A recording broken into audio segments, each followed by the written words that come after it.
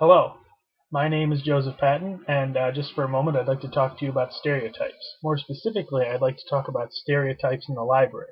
That is, stereotypes in the kinds of materials that a library holds and how libraries should deal with those kinds of materials. First thing we have to look at is what is a stereotype? How do we define it? In my research, I found a couple different ideas, but this is one of the better definitions that I came across.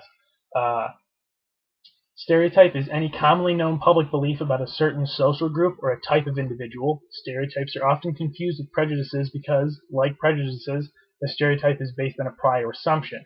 Stereotypes are often created about people of specific cultures or races.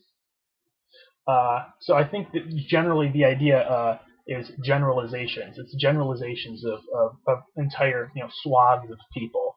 Uh, and that's kind of like how we should be looking at a stereotype in this particular context. Stereotypes have been portrayed in media since media itself began. And we think like, okay, but as we've advanced, of course, things have gotten better, and stereotypes don't really exist in the kind of in books as we understand them anymore. But this is untrue. In fact, many of the classics that we think of today contain incredible stereotypes. For example, in literature, Oliver Twist contains a fairly brutal stereotype about a Jewish man. Fagin is kind of an interesting character, but there are definitely elements of him that reflect a kind of anti-Semitic understanding. This is true for literature, but also film. Gone with the Wind won the 1939 Academy Award for Best Picture, but today we look at this film and we think, wow, that can be an incredibly racist depiction of history of an entire group of people. And so like stereotypes have existed and probably will continue to exist as we go into the future. One of the things that is of a particular concern when dealing with stereotypes are children, and how we educate the young people of the world to understand the stereotypes.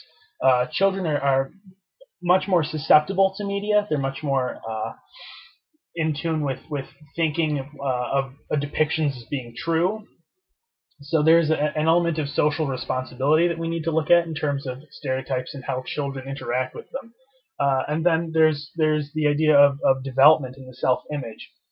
So young people who may fit into a category that is being depicted in a brutal or distasteful way could impact the way they develop and the way they perceive themselves in the world. So that's something we have to be really watchful of as we continue to go through our existence here. So libraries should be also thought of as institutions of education. It's not just a book repository. It's not just a media outlet. We need to think of ourselves as institutions of education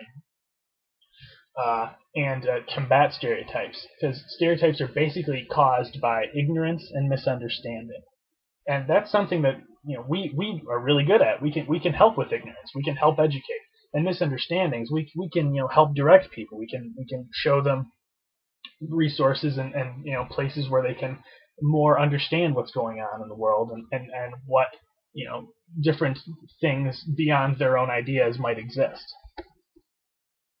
So the best weapons against stereotypes that we can utilize as educators are education itself. We can teach, we can show, we can help people understand. But in order to do that, there has to be a willingness to learn on the part of the individuals. This isn't just for those we consider uneducated or incorrect and those who create stereotypes, but those who are just understanding, children who are just beginning to learn to understand the world. We kind of have to build this from the ground up, not just try to change what already exists. But the issue that we also have is that we are preservationists too. We want to preserve knowledge. We don't want to throw it away. Even if it might be considered incorrect knowledge or somewhat distasteful, we also have a responsibility. So there are these major questions we need to address. Should a library carry materials that depict a cultural stereotype? Is exposure to a stereotype is exposure of a stereotype to the public a bad thing?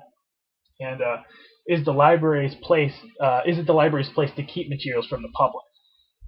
These are like these major issues, and I different people are going to have different ideas. I certainly have mine, but these are the questions that we need to understand and examine as we keep moving into the future.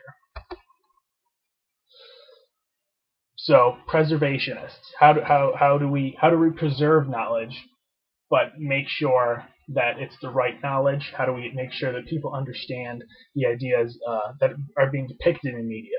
These are the important things that we need to consider. So one of the answers to this question is to think of stereotypes as a historical snapshot. It's not just a brutal depiction, but it's kind of a way in which we can look into the past and think about how things used to be viewed.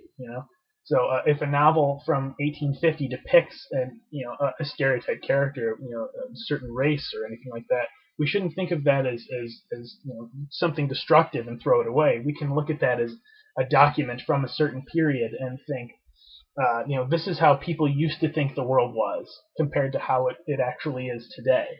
And that's like such a great illustration of history. That's such a great opportunity for education. So this is the relationship a library should have with stereotypes within their materials. They can be a very sensitive topic, and many people can easily become offended by them, understandably. But the opportunity that they present for growth and understanding is so great.